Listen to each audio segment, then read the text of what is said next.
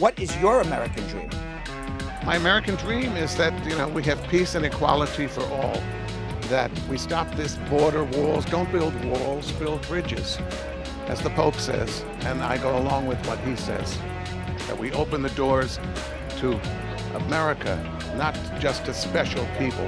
I'm pursuing my dream that I've always had since I was a child and never could, which is to be a full-time musician. So I am living my dream.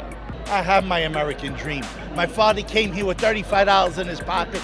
He died a millionaire, so that was my American dream. My American dream. Take the lotto. My American dream is to bring Little Italy back to what it was and to continue doing what we're doing. I feel like my American dream is to be able to make art that represents all of America, not just the white middle to upper class America, so that people can see themselves represented and can see themselves as American and feel like everyone has a place here. Everyone has a right to the American dream.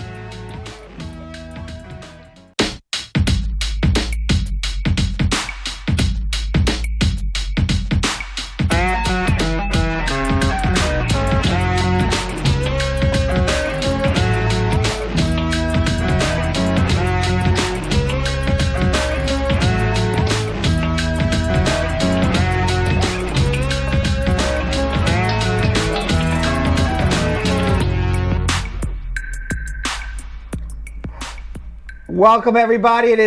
What is today? Tuesday. I was about to say Wednesday. 14th. January 14th. It is not Wednesday, because if it was Wednesday, it would be hump day. Right. And I would definitely know that. It is Tuesday, the day before hump day, which makes this January 14th. Hump Day Eve. Hump Day Eve. The eve before hump day, which could be a very special day.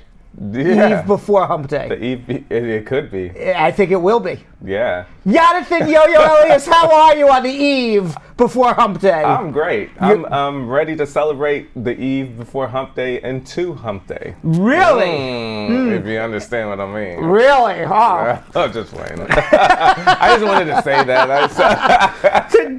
do tell us what you mean. I don't understand what that means. I will be reading my Bible in 9J. Okay. Meanwhile, you got here very early today. What did. What brought you into the studio so early today? I put my producer hat on today. Yeah, we put you to work today. Y'all put me to work. And Brad walked in like, whoa. Yeah, what are you doing here? Yeah, everybody was tripping out when I walked in. It was like, is it 5 o'clock yet? I'm like, nah. No, you were here about 3, right? Yeah. And he was in front of the Apple computer, and he was getting ready for the show. I was getting ready for the show. We were a little short-handed today, so yeah, it's all good. Yonathan came in to do some producing. Yes, so I feel extra special about host chat. All right, so let me say hello, Yo-Yo, to Therese Slater. Says good afternoon. Carol Anderson, the Tiger. Love Pain. What a perfect name. Pre-hump day, Love Pain. Says squad up. Jessica Leamy Joel. Is Love Pain, Yonathan? Is love pain? Love is actually pain. It is painful sometimes. Pain. It really is. It's crazy how it's something that could be so great can turn into something so painful. Could just rip your heart out, right? Could just literally just rip your heart out and just take that beating heart and put it right there on the table. Valentine's Day is coming soon, guys. Dion Reed, squad up. And who else we got here? Love Pain saying hello to a lot of people, including Brad and squad. Good. Maybe it's a good pain. Maybe it's a good pain. You know when it hurts so good? Yes, it could be. Sometimes there is a good pain, right?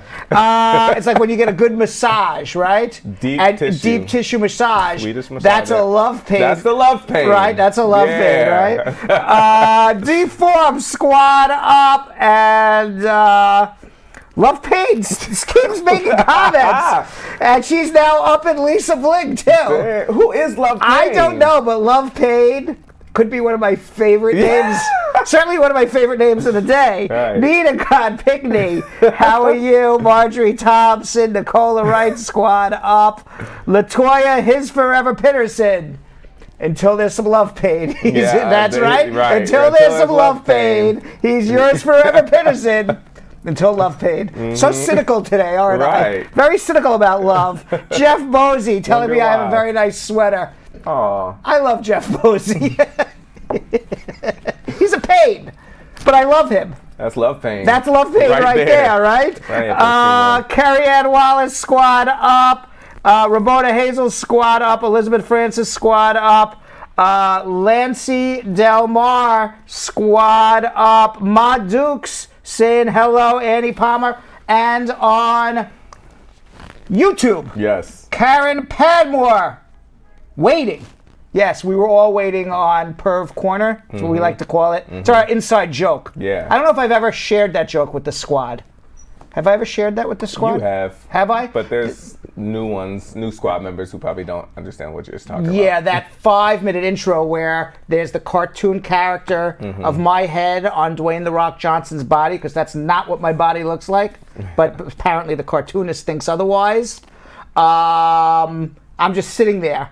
And Jeff Bosey, I think a year and a half ago, says Brad looks like he's on Perv Corner. Yeah. So to this day, So it was Jeff.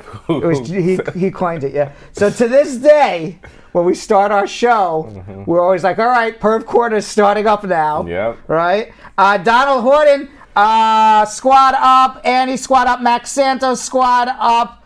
Back it up, Ricky. Good evening, everybody. Latoya Williams, squad up. Bolaji Muhammad, squad up.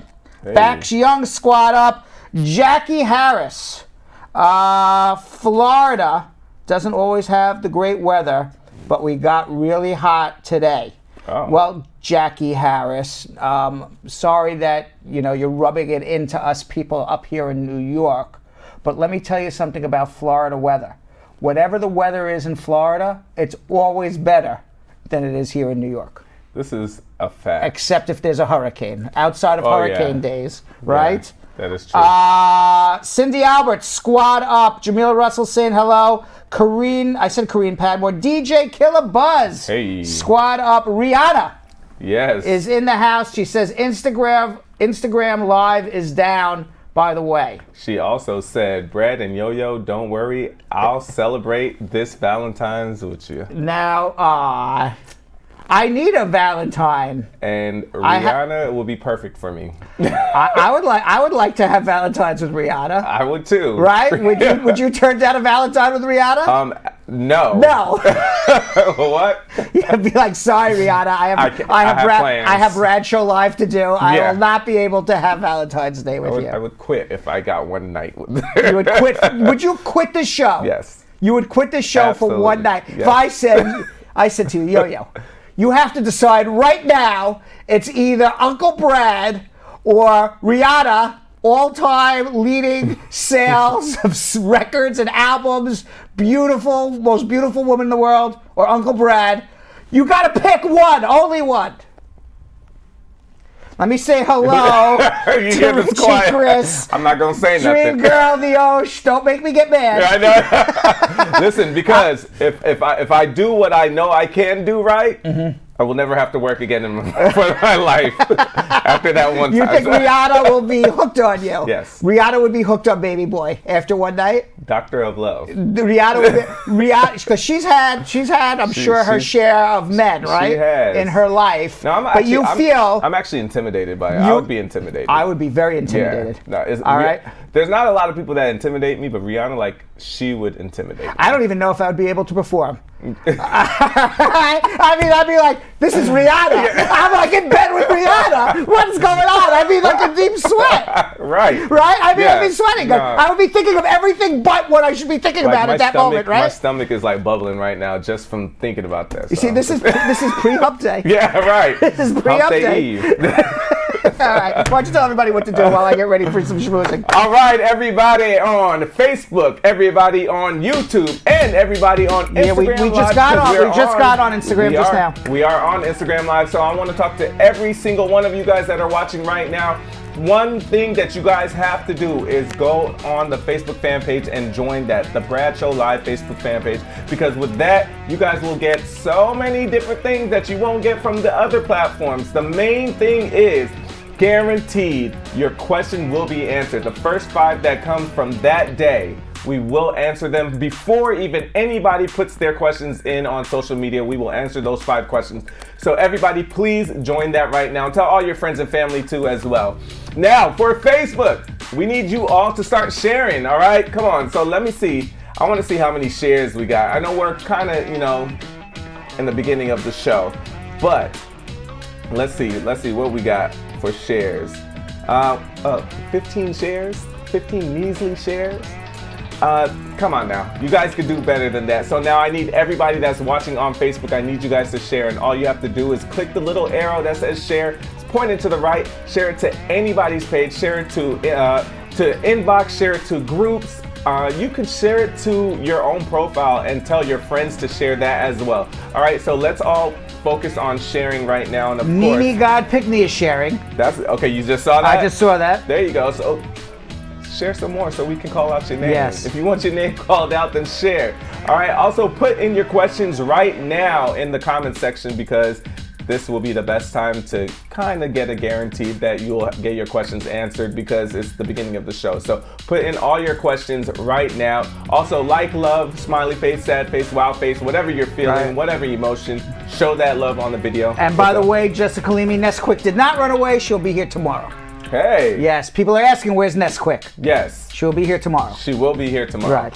All right, now everybody on YouTube, first things first, we need you all to subscribe. Click that little red rectangular button that says subscribe and the bell right next to it so you can get notified anytime we come on. You never know when we'll do a pop-up. You never know when we add videos. What's up?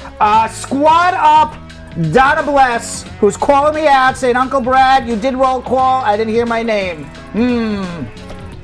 So there you go. We don't want any mad squatters. And no mad squatters. No mad squatters, Right. Just happy squatters. Correct. All right, so now we want you guys to also share the video on YouTube, so you can share it to any of your social media platforms directly to Facebook or Twitter. Even if you have Tumblr, any of those social media platforms, you can send it straight there. But most importantly for YouTube, what we want you to do is copy the link and send it in a text message blast. So you can tweet, you could send it in WhatsApp, you can send it in Viber, you can send it in any text message app that you guys use. I want you guys to remember, make up a group of friends and family, and literally you could just send it, be like, hey, our favorite show is on. What's up? I'ma be me says there's not much love for Instagram. I'm very sorry. Why is we that? because I didn't really say much about Instagram. Oh, because you didn't get to we call them out. We didn't know. I didn't call out. Let me call out some Instagram. I'ma be me. Squad up. DWin01 just joined. Anderson Andel. Aziz just joined. And Sharms3602 says, hey guys, great show. Thank you very much. Amazing. So all those people that we just mentioned on Instagram, I want you guys all to DM this video right now to any of your friends on your DM list. You guys, all you have to do is click that little triangle. It'll actually DM it straight to your DMs, and all you have to do is at the person that you want to share it to. So send it to, let's say, 5 each. It's easy, all right? Do that. I'm gonna give you guys time to do that. And everybody else, what's up? I have one last thing about the Instagram contest before we finish up here. Okay. We are going to be picking out of our machine tomorrow. Apparently, there's not a lot of people who want a free consultation. Right. Who wants to have a free consultation with me? Literally, you can do it by the phone. You can come in person.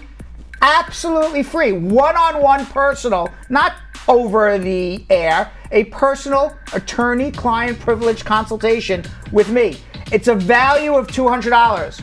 I am giving away my time. All you have to do is follow Bradshaw Live on Instagram.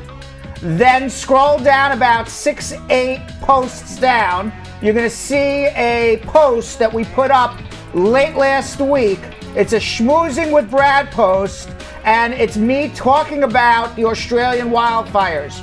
You need to like that particular post and then tag 5 friends in the comments. So far, only 8 people I counted did it. Yeah. That means it literally, if our contest ended right now, those people who did it would have almost a 15% chance of winning a free consultation. I mean, the odds are very good, For them. For them. Yes. Because nobody's doing it. But if you do it, then we bring down the odds for everybody, but bring up your odds. Right. Unless you like to pay me money, I'm happy to take your money. I love paid consultations. Nobody loves paid consultations more than Uncle Brad. But you know who loves free consultations? It should be everybody. Brad Squad. Right. Brad Squad loves free consultations, and I'm telling you how to do it. But you can bring the camel to the water, or the donkey to the water, or anybody to the water. Can't force them but you to can't drink force it. them to drink it. Well, you heard it from the man himself. All right, guys, now it's time to get the 411 on what's going on in the world. This is Schmoozing with Brad. So, Yonathan, I have in my hand here the top 878. My goodness. All right, this thing is so heavy. I want you to know I can start doing bicep curls with That's this low-key, thing. that's the exact thing I was actually just thinking about. Right, Why don't you just start doing some bicep curls Yeah. with this thing, right? Yeah. I can put the magic 8-ball in one hand and this in the other. You know, go, a You've couple of shoulders, You've done your workout for the day. That's right. So, the top of the list here is that Russian hackers have successfully targeted the Ukrainian gas company Burisma. Now, why is that important? The Burisma gas company is really what started this whole impeachment thing. How did it start the whole impeachment thing? Because Hunter Biden, Joe Biden's son, got a job while Joe Biden was vice president of the United States for $50,000 a month to be on the board of this Ukrainian gas company. Now, what the hell does this kid know about gas, Ukrainian gas? I don't think he knows much. No. I don't even think he speaks Ukrainian. I don't even know how many times he visited the country of Ukraine before he got put on this board.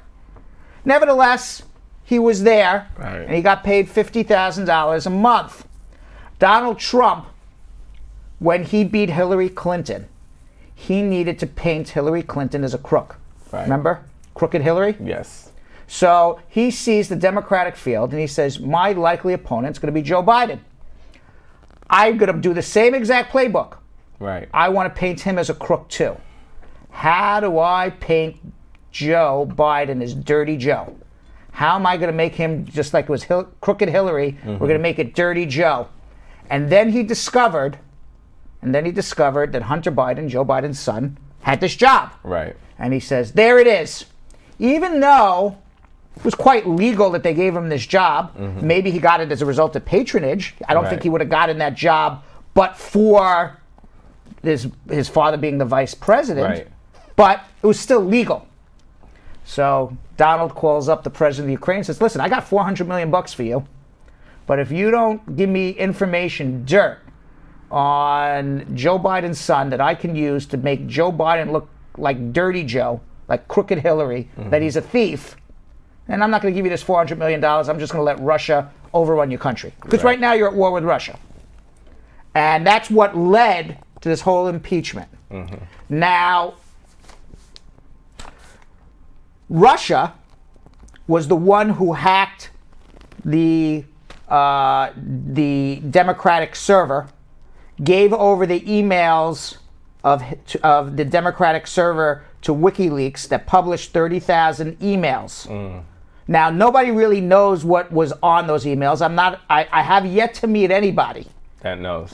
Well, maybe somebody knows, but I've yet to meet anybody who read those 30,000 emails that can point to something that says Hillary's a thief. Right. But Donald Trump stood up and said, do you see those emails? All 30,000, Hillary's a thief.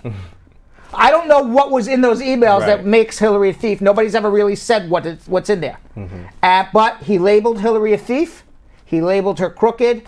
And I think that's what caused Hillary to lose. Right. Now, Russia did this because Russia's boy, who's Russia's boy? The pumpkin. Oh, yeah. It's amazing. Absolutely. It's amazing that the pumpkin, his face is the same color as the Russian flag. Nobody thinks like Uncle Brad, but it's true. So now what happens again, just conveniently, a year before the election? The Russians hack Burisma. Right. What are they hacking? Emails, information, something that they can give to WikiLeaks to show that Hunter Biden's crooked, Joe Biden's crooked, this whole thing's crooked, it's crooked Joe, it's crooked Hillary, and everybody should again vote for Trump. Now, Justice Department indicted in 2018 7 people from the Russian security services for interfering in the 2016 election. Now, these hackers infiltrated Burisma through a phishing email that looks to have come from within the company to steal employees' login information. You know what that phishing is, right? What is it? You don't know what that is? No. It's like when you get an email. Let's say you bank at Chase Bank.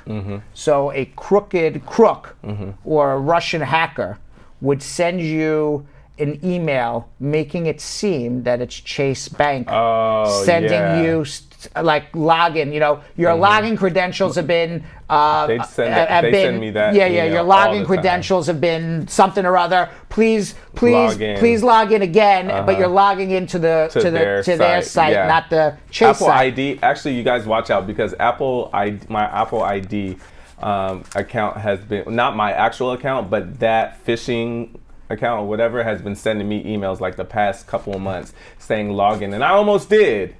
Almost did, but then I looked at the icon and I was like, wait, all my actual Apple, icons from when I purchased stuff with my Apple ID, it was so different. So I was like, oh, this is fake. Well, you know how they do it is you go, a lot of times also, is you go to various websites, and those websites, when you download something from a website, also downloads a virus that replicates something that you should log into that you really shouldn't be logging into. Your social media platforms as well, Instagram, Facebook, all of it, they do all of that. Yeah. And then they take over your account. Once you log in, they take over. Yeah, so they take all your followers, everything. Really? That happens a lot. That almost happened to me too. That happened to you? Oh, almost. Because I almost put in my my information. What happened to, that never happened to me, but I've had people...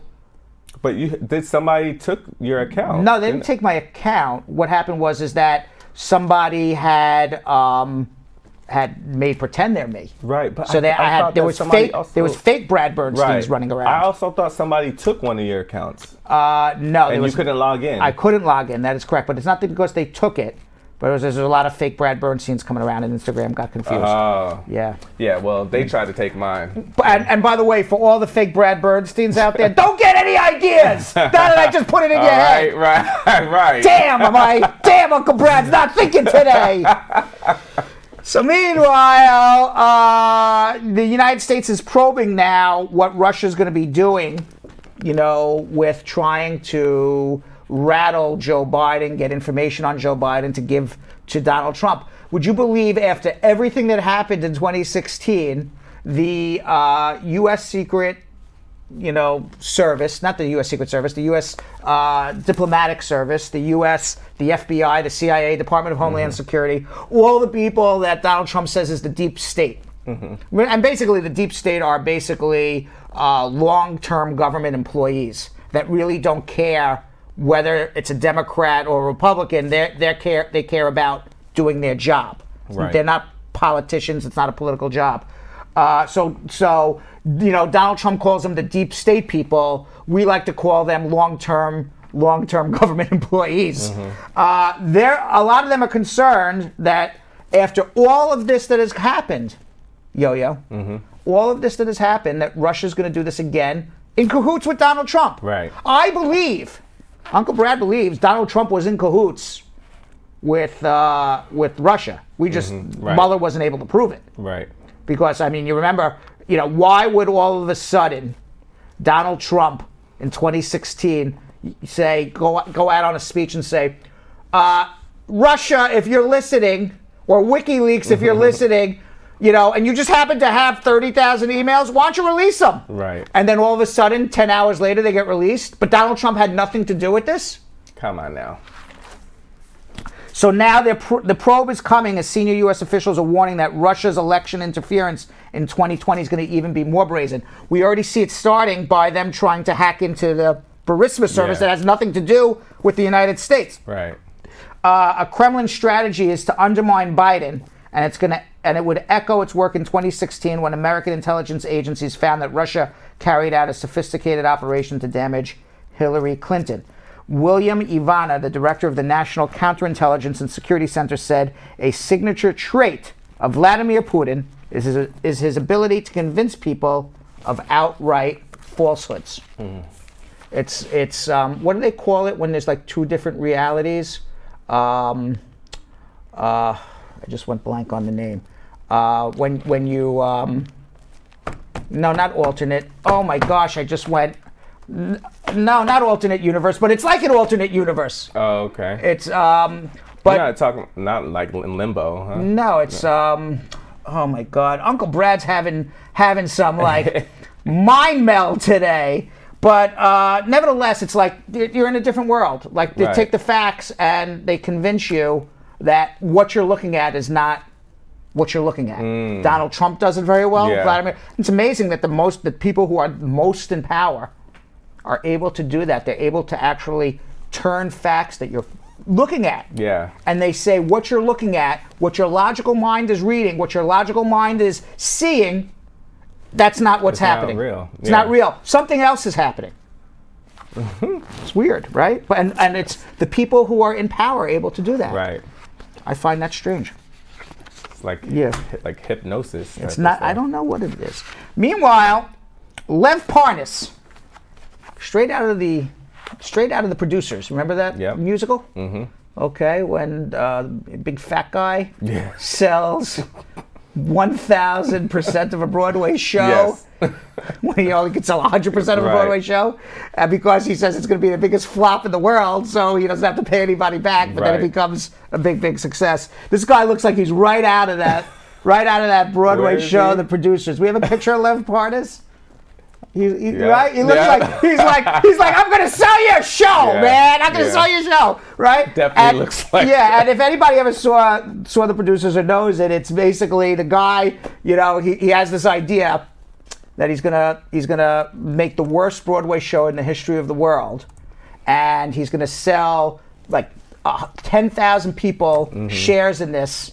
And and everybody thinks they own 10% of the show, but he sold it to 10,000 people. But after the show closes one day, he's gonna say, "Sorry, you lost your money." Right. And he finds the worst musical ever to put on, and it was called Springtime for Hitler. Right, and they did a Broadway show. That's a pretty old movie, right? It's an old movie, but it was on a Broadway show about 10 years ago. All right, they come up with the Springtime for Hitler. And they said, no, who would ever come to see a Broadway show, Springtime for Hitler? And it became like a big hit. But that's what this guy looks like. So any event, who is this guy? Do you know who he is? No. You don't know who Lev Parnas is? No, who is it? Lev Parnas is the guy who was indicted, who was Rudy Giuliani's right-hand man. Oh. And he was going to Ukraine on behalf of Rudy Giuliani before this whole impeachment thing started, to trying to get dirt about, again, Hunter Biden. Right. Poor guy, Hunter Biden.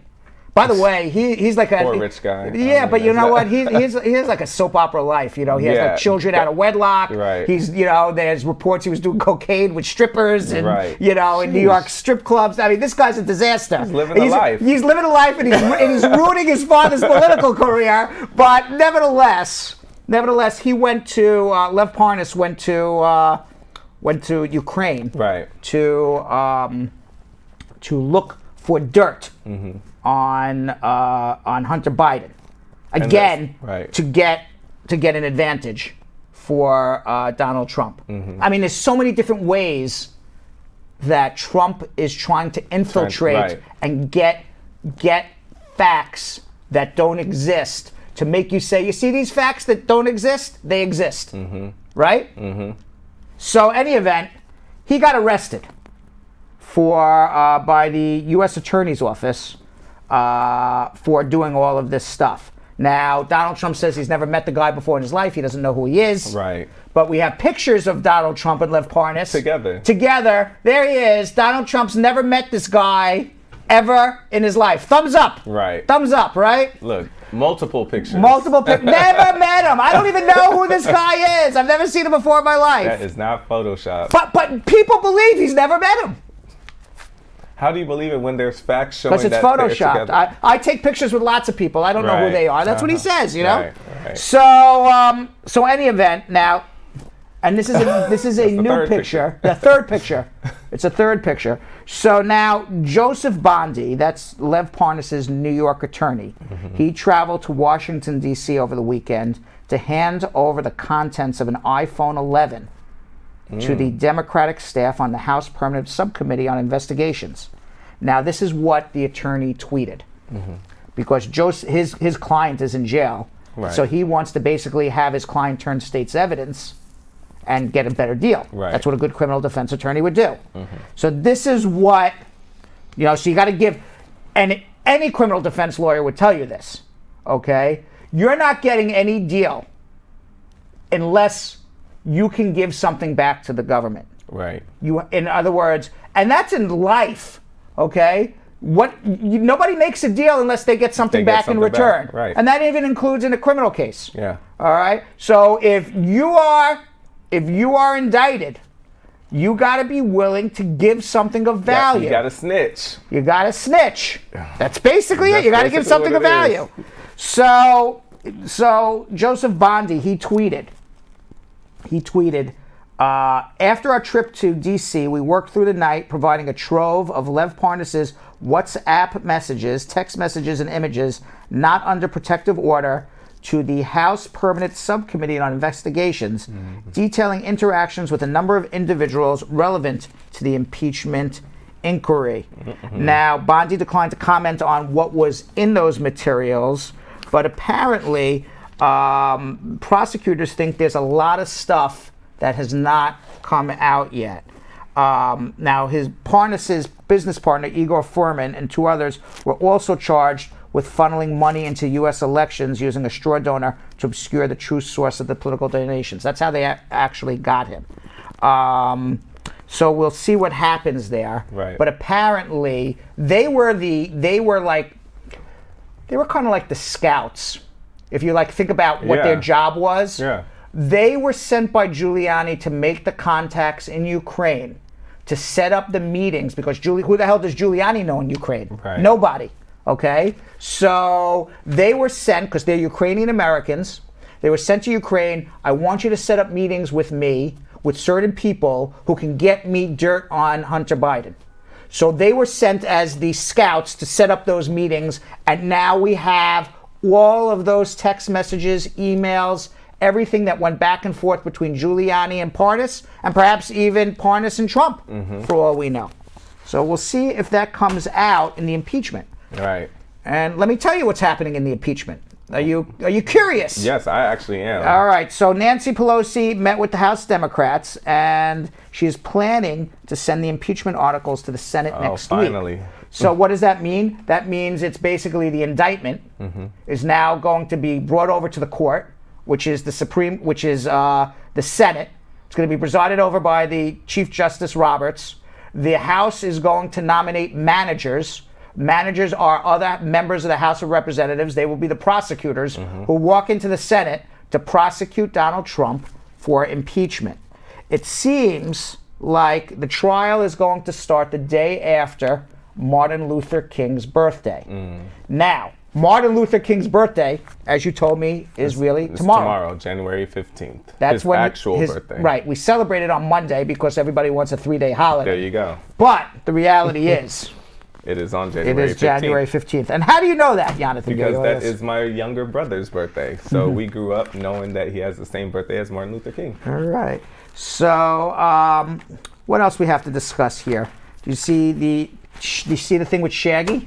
Yeah, I sure did. So we're talking about Rihanna, right? Speaking of. So she hasn't come out with an album in like 2 or 3 years, right? And we are waiting. We're waiting. When is that album supposed to drop? You tell me. I don't know. You tell me. Exactly. You're supposed to know. No, nobody knows. Nobody knows when it's supposed to drop. That's how anticipated this album is. But apparently on social media has been running wild saying that Shaggy was asked to be on the album with Rihanna, but that Rihanna asked Shaggy before she agreed to put him on the album for a tryout. To audition. And Shaggy's like, I'm not going to audition. I'm Shaggy. Now, I realize you're Rihanna, but I'm Shaggy. You should know what I sound like. And as a result, Shaggy did not end up on Rihanna's album. Yes. And what do you have to say about all this, Yonathan? I know you have a lot to say about this. I have a lot to say about this, and Yeah. I actually want Brad Squad to, talk about this too, because a lot of, everybody's a lot of them from Jamaica, so you guys already know about reggae. You know about how much of a legend Shaggy is. But my thing is, listen, Rihanna's on a whole different level. This is an international type of level. And Shaggy's career right now isn't what it used to be when It Wasn't Me came out. So this would have not only revamped his career, but he would have got Rihanna's fans on, like people who don't know who Shaggy is. He would have got them on board now. Now, I don't know about that his career hasn't been the same. It hasn't. He was just up for a Grammy. He may have even won a Grammy with Sting. He won a Grammy with Sting. Okay, this past year. We had him on our show because he wanted to promote his album, and remember we had him on a show? And how well did his album do? I don't know, but let's watch when he was on our show for a second, just so we can pat ourselves on the back. Well, we have, first of all, it's in aid of the ICU. We only have 4 beds in the ICU for all of Jamaica. And we're trying to move it from 5 beds to 10 beds. That means we'll have to actually build a new building also, right? To facilitate the 10 beds, because each of these beds costs about $100,000, right? With all the machines and all of that. So that is what we need to expand, and that's what this concert is in aid of this time. How did you come up with, who introduced you to this problem, or how did you find out about this problem in Jamaica? I know you're a father. Was it when you became a father, when you became a parent? Is this a well-known problem, or is this something that somebody introduced you to and you said, oh my God, I can't believe this is going on? It's the only children's hospital in the English-speaking Caribbean. Normal hospital houses something about, they deal with about 50, like all the big hospitals, Cena, Cyanide, all these hospitals, they deal with about 50 patients a day. With this hospital, we're pushing at about 200 a day on a normal basis. So what I'm saying is, I went to visit it years ago with a friend of mine, Tony Kelly, big producer. His son was in the hospital. I went with Dave Kelly, and we went there and had a chance to speak to some of the nurses and doctors and realize that there was a need. Bustamante is like a bucket that you're filling with holes. It will never be filled because of the fact that it's the only one here, and with the amount of people that is being served on a daily basis, you're going to have things being broken down. You're going to have equipment. You're going to always need equipment. That was when he was discussing Bustamante Hospital, because he does his Shaggy and Friends down in Jamaica. But he was also in the process of doing his album with Sting at the time. Right. He's like one of the greatest reggae stars of all time. You know exactly what the man sounds like. You know exactly if his sound would be appropriate for whatever particular track that you're putting on your album. And I think that he has reached a level, this is my opinion, that it is insulting, even if it's Rihanna, it is insulting to him to ask to audition. I don't. I think that this is Rihanna's project. This is one of the most anticipated projects that she has. Plus, she's basically done with the album. So if he's coming trying to get on her album, okay, like she didn't do it on a disrespectful level. Like she has to know what the sound is going to be like with her. I feel like that was, that's up to her. It's her project. If she wants, I'm sure he asked people to audition too to be on his album. Now, Rihanna invited him. Now, she says it was not an audition. Right. Okay. She says, I invited him to submit some materials so she could see if it fits with the flow of the album. That was by no means asking for an audition. It was more like going out of her way to get him on the album. What do you mean submit materials? Go on Spotify and just listen to the guy. She knows what She knows exactly what he sounds like. What kind of BS was that? Listen, so just because he's a legend and he wants to be on her album, she should just be like, yes, King, you can be on the album. No, it's not yes, King, you can be on the album. You can say, you know what? I don't think you're a right fit for my album, or that would be, would hurt his ego even more. Or that would be great. I would love to do something with you. Not let me hear your voice. You submit stuff to me, and you kind of basically kiss my feet. No, and that's basically what it is. No, that's what you're putting at it, and that was his mindset. But that's basically what it is. That's you not. kiss my feet, and I'll tell you how insulting it is. The guys, platinum selling artists. It's not insulting because say somebody's coming on your show as a producer, and this producer is a legend in his own mind and his own right because he has produced so many amazing things. You're still saying, hey, you're gonna have to come in and show me your work and see. Let's see how we all fit together. Wouldn't you do that? Yeah, so now according to news reports, an alleged representative for Rihanna reportedly spoke with Jamaica Irie FM morning show to share Rihanna's side. I want to finish Rihanna's side. He says, we are working on an album, not a talent show, so why would Rihanna, require Shaggy or any other artist to audition? Rihanna's representative continued and said, we hope Shaggy will come out and let the fans know the real truth because we all know that the media in general, and especially entertainment media, cannot be trusted. Oh my God, this sounds like Donald Trump, this representative. They will twist someone's stories in order to get the most viewers. I think, I've never seen a situation where a top artist, there's a lot of collaboration now in music, okay? 10, 15 years ago, you didn't have this collaboration that you have now. Right. Okay? I'm not aware of any other situation where a top artist asked another top artist, maybe this artist was number 1 and Shaggy's number 5, I don't know, whatever it is, but a top artist asking another top artist to come audition or submit materials, I think it's rude. I think it's her project and it's her right. All right. Anyways, you know what time it is right now? What time is it? It's all right to start answering some immigration questions. Why don't you tell everybody what they need to do, Yo-Yo? All right, guys. Now, everybody on Facebook, I need you all to start your watch parties. It is that time, and I'm going to tell you exactly how to do it. It's so easy. All you have to do is click on share, all right?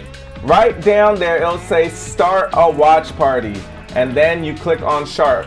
What it does is it takes this video from our page and it puts it on your page, your profile. And by the way, there's a lot of people saying, Uncle Brad, that's her project. She can decide who's on our album. And I'm saying absolutely right. She has every right to say, Shaggy, there's no space for you on the album. It's when she says, I'll consider whether you should be on my album or not after you submit materials. That's what I find offensive. How do you know she didn't? That's what the representative said. Yeah. Go listen, turn on Spotify and go listen to Shaggy. You'll know whether or not you want him on your album. All right, continue, Yo-Yo. It's her project. Yes. All right, so everybody, like I said, on Facebook, I need you guys to start your watch party. We're going to look at this graphic one more time. It's so easy to do it. All you have to do is click share, and then a couple options down, it'll say host a watch party or start a watch party. It'll let you know how many friends you have online. Okay? It's so easy. Then click start. You are the host.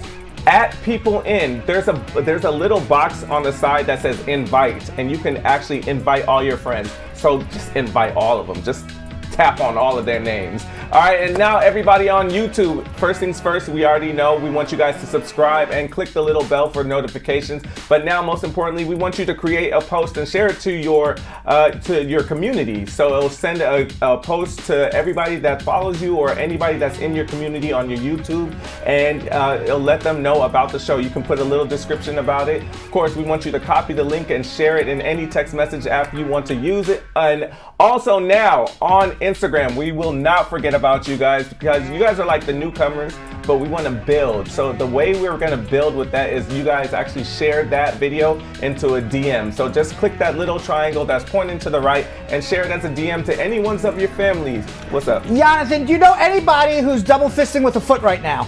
I don't see any double fisters with a foot. I don't think. If you're a double fister with a foot, please show yourself now. You know who a double fister with a foot is? It's when you're watching us on YouTube, Facebook, and Instagram simultaneously. Yes. So let us know if you're double fisting with a foot, all right? Now this is the meat of the potatoes of the show. This is what you guys have been waiting for. This is what you guys call in and get your answers to your immigration questions. All right. We have we have several people waiting over 1 hour to speak with me. I think it's about time. I think so. We stop debating Rihanna and Shaggy. Yeah. And we start talking to Ba in New York, waiting 1 hour and 10 minutes. Ba, How are you? Ba? Hello. Hi, Ba. Yeah. This is Bob from New York. Yeah. Anyway, thanks for your show. I've been listening to your show since last week when you talk about the Liberian amnesty stuff. So I've been trying to go through it. So, but like in short, I have I am in like a removal proceeding, but I try to consult my lawyer on that, and then he wants me to still leave the case open, and still file in the I-485. So I was like, well, because I've been listening to the show since last week, and I remember someone asked similar question like that. All right, so let me. All right, you want to do the Liberian amnesty? This is what you. Right, yeah. Okay, this is what you do. I agree. You file the I-485. Yeah. You get the receipt for the I-485. You then make a motion to the judge to recalendar and terminate your removal because you are prima facie eligible for the I-485 amnesty. That's how you would handle it. Oh, okay. Because as for him, I was just trying to, because I've been following your show since last week, and I am actually trying to do what you said, but Yeah, so I agree with what the lawyer's doing. Yeah, because he said the case can still be pending until we're going to file the I-485, and then once they mail me the original card, and then we can go to the judge. I would go as soon as you get the receipt. I wouldn't have to wait because immigration's not going to approve the amnesty while you have a pending removal. So I would go as soon as you get the receipt. I would do everything simultaneous. Oh, no problem. Okay, bro. Thank you so much. You're very welcome. Okay. All right, let's go to Joy in Hartford, Connecticut. Joy. Hi, Brad. Hi, Joy. How are you? I'm doing good. What's going on? Just a little flu. A little flu? I'm sorry to hear that. Yes, but I would like to ask you a few questions. Sure. I'm trying to file a petition for my husband. And what do I put in first? Just the I-133 and the I-133? Where is your husband? The I-130. He's in Jamaica. Yeah, you just do the I-130. That's it. That's it? That's it. So why are they telling me that I need a I-130 also? That's if you're if you're adjusting here. If I'm what? If they're doing an adjustment here, you don't need the I-130 if you're filing abroad. Okay. The I-130A, I'm sorry. Just an I-130, that's it. File an I-130, get it filed. $535. So I just send in that alone with the 135, with the 535? Correct. And nothing else? Nothing. Well, your marriage certificate, your birth certificate, proof you're a citizen, copies of all that stuff. Okay. All right. Thank you so much, welcome. Brad. Let's go to Shante in Philadelphia. Shante. Hi, Brad. Hi, how are you? I have a question. Yes. So my husband's detained. He filed a habeas corpus, but he has an outstanding warrant for extortion. Would that be a reason for denial if he's been detained for 7 months? Yeah, because maybe they wouldn't be detaining him on an immigration detainer, but on an outstanding... They're holding him for a visa overstay. That's what immigration has him holding for. Yes, so you would do a habeas corpus, but where is this outstanding warrant? They should be coming to get him, or what's going on with that? They don't want to transport to come and get him.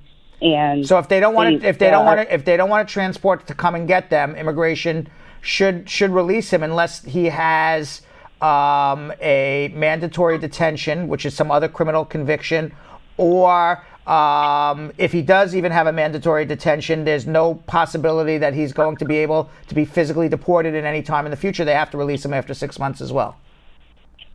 Okay, thank you. All right. Let's go to Jihad in Sacramento, California. Jihad. Hello. Hi, how are you? How you doing? Good.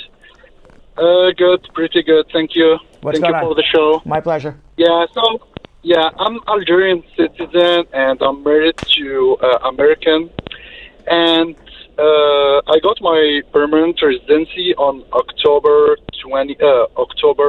2018. And I'm about just to renew my my permanent residency. So on this July, I had a misdemeanor. It was a traffic violation, driving the wrong side, and it's already affecting me on all kind of job where I apply. You have a they misdemeanor don't- for driving on the wrong side of the road? Wouldn't that just be a traffic violation? It was not. It was not on purpose. It was not a DUI or something like that. There was a ramp closed, and I was leaving work, and I just turned there and I stopped my car. So you were and going I basically turned on the wrong way on the freeway? You were basically going on the freeway in the wrong way? Yeah. Okay. Yeah, But on the ramp. and that was a misdemeanor? That wasn't just a traffic violation? It is a misdemeanor on my record. Wow, that's crazy. Yeah. And I lost 2 points, and that's it. Yeah. But Now I don't. This is in California. I would need to see what you pled guilty to because I don't believe that would be. I don't believe that would be a crime of moral turpitude. You know. I plead no contest. Well, that you should not have done. You should have fought it out to make it a traffic violation, not a misdemeanor. But I don't know what the penal code says for misdemeanors for driving onto a freeway the wrong way. You know, usually you only see that in Jackie Chan movies, but apparently Jihad did it as well.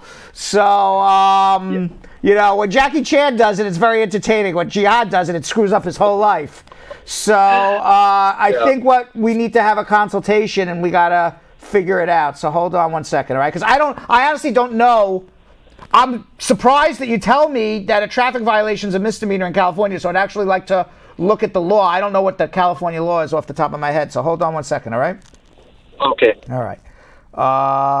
You know, it's always fun when you see it in the movies, but when it happens to you, Not in real life. it ain't so fun. Nah. All right, let's go to Dave in San Francisco. Dave. Yeah, hi. How are you? Yeah, I'm fine. Thank you. Actually, I have two questions. Like right now, I'm on a F1 visa and married to a green card holder. So, actually, I'm out of status. So, how long can be out of status, like to be married to a permanent resident? Well, you could be So married is to a it a permanent problem? resident for the rest of your life out of status, but if you want to be able to get your Yeah. green card, she's got to become a citizen. Okay, she has to Or become a if citizen. you want to adjust your status here, or you can do a provisional waiver, go home and come back. So, what should I do with the provisional waiver? Well, you're married right now? Yes. Did she file an I-130 visa petition? Yes. And you have it approved? Not yet. Okay, so until it's approved, there's nothing to do. Why? How many years has she had a green card? She has a green card for 12 years. 2 years? 12 years. 12? Yeah. Why doesn't she become a citizen? Tell me again. Actually, she's doing right now, and yeah, she's doing in the All right, process. so if she's, Already if done, she's in yeah. the process of doing her citizenship, then Already done. Yeah, it is done. it will be faster for her to become a citizen than if you did a provisional waiver, even if you started today, and you can't even start today until your I-130 is approved. So basically, we go back to what I said originally. Let her become a citizen. The day she's a citizen, you'll adjust your status. And if you need help, hold on one second, okay? Let's go to Abdul in Indianapolis, Indiana. Abdul. Hello, how you doing? Hi, Abdul. How are you? I'm fine. Good. Thank you. I'm in the situation I want to adopt a child, and the child is 14 years. She will be 15 by May in this year. I just want to ask, should I still go ahead and do that? You want to adopt this child? Yes. Where is And this the child? child is not- Where's the child? Here in America. Okay. She just landed in America this year. What is in your January. What is your status here in America? I am a citizen, but Okay. she has a B1 visa. And where is she from? She's from Nigeria to Canada, Canada to And America. where's her biological parents? One is late. One is The late? other one, What do you mean late? yes. That means one is passed out. Pass out? Is dead? I mean, one is dead. Dead? Yes. Okay. dead. Yes. Yes. And the other one? And the other one, she is the one that usually travel up with him down here. Is that parent here right now? The parent is in Nigeria. The other parent. So we have one dead parent, a parent in Nigeria, and a 15-year-old basically living with you in Indianapolis. Yes. Okay. All right. So I'm going to suggest rather than do an adoption, you do what's called a special juvenile immigrant. And the reason is this. If you do an adoption, that child is here. You have to finish the adoption before the child's 16. You got to get legal guardianship of that child and prove you've had legal guardianship of that child for 2 years. Get the adoption done before 16. And assuming you do all that, legal guardianship will start at the time of the adoption. You're not gonna be able to file for that child till at least 18. Instead, if you do a special juvenile immigrant, you go right into family court in Indianapolis. It shouldn't take more than a couple of weeks. You get legal guardianship of the child right away. Forget adoption. Just get legal guardianship of the child, and then you have a special hearing to get a special ruling by the family court judge that it's not in the child's best interest to return to Nigeria because the parent in Nigeria abandoned the child or was abusive to the child or neglected the child. And I'm sure you'll be able to prove that it's not in the best interest of the child to go back to Nigeria. And then what will happen is once you have that, the child is allowed to adjust her status based on a special juvenile immigrant. And that whole case should take 6, 9, 12 months. Okay. So you're going to do it. So you're going to do that, not an adoption. Special juvenile immigrant. You need an attorney to bring you into family court to get it done right. I can't do it because I'm in New York, you're in Indianapolis. But hold on, we can get you started in the right direction. All right. Let's go to Anouk in the Bronx. Anouk. Yes. Hello. Good evening, Brian. Good evening. How are you? I'm fine, sir. And hello to your colleagues too. You guys are doing a great job. Thank you very much. My question is, I'm filing for my spouse and 2 kids, and they said my income is not enough. So they asked me to get a second sponsor. Mm-hmm. So what's the form? What type of form do I need? The I-8, same affidavit support, the I-864. I-864? Yep, it's the same one that your spouse is doing. You're going to do a second one with somebody else. Oh, okay. The same form, right? Correct. 1864. Correct. Okay. I think that's my question. Thank you very much, welcome. Brad. You did a great. Thank you. Oh, I cut him off, Anouk, but he was saying I did a great job, and I appreciate that. So, we put a compilation together, Yo-Yo. Okay. Of many of my answers that are commonly asked regarding how you get a visitor's visa. Let's watch. What if you came here on a visiting visa, got married, and didn't know that it was on 90 days? File your adjustment anyway, and you're going to most likely need a waiver for misrepresentation. They will most likely deny her visa if they know she gave birth in America. I'm going to write the letter for you right now. It would be my pleasure to host you in my home when you come visit. I look forward to seeing you. I'll take care of everything. You've got a bed. I'll cook for you. You're all good. Something to that nature. Look forward to seeing you. Please bring this to the U.S. Embassy. Show them you got a place to live. That's your invitation letter. More important than the invitation letter is he's got to prove that after his visit with you and after you've cooked for him and he's got a bed and a place to live, that he's going home. He's not going to overstay or work. So your question is, I'm here on a tourist visa. I just finished my J1 program. How do I get a green card? And all of those questions, and I'm being frank with you, and there's no way in the world I can answer how do you get a green card in 45 seconds or less. You need to have a consultation. When they put in the I-130, is it good? Is it recommended for the kids to travel to the U.S.? They can. They better have a lot of proof that they're going back in a week or two, and they're not staying. That's the issue. One of the things that you have to do is when you come to the airport is prove you're a bona fide visitor. So the fact that there's an I-130 pending for these children, they have to be able to demonstrate that they're really just visiting their parents. They're not really coming to go to school here or anything. Donald Trump actually made it into a regulation. If you get married within the first 90 days of your entry into America, they're going to say misrepresentation and denied. Prior successful results do not guarantee a similar outcome in the future. All right, let's go to Dan in Sacramento. Dan. Hey, how are you? Brian. How you doing?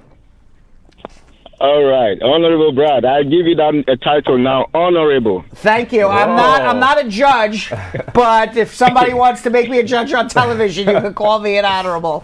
What's going on? Okay. I have two questions, Brad. Please, I beg you to be a little bit patient with me. Just two questions. Okay. Yeah, the first one is this. I know you have said it over and over again about this tax returns, filing of tax returns by couples. Right. You see, my wife has refused to file taxes with me simply because she has a child and she's filing unmarried, head of household, and a single mother. She says she gets more money with that. All the 3 years we've been married, she refused to file taxes with me. And I'm due to adjust my status in just a few months. So apart from that, we have every other evidence like lease,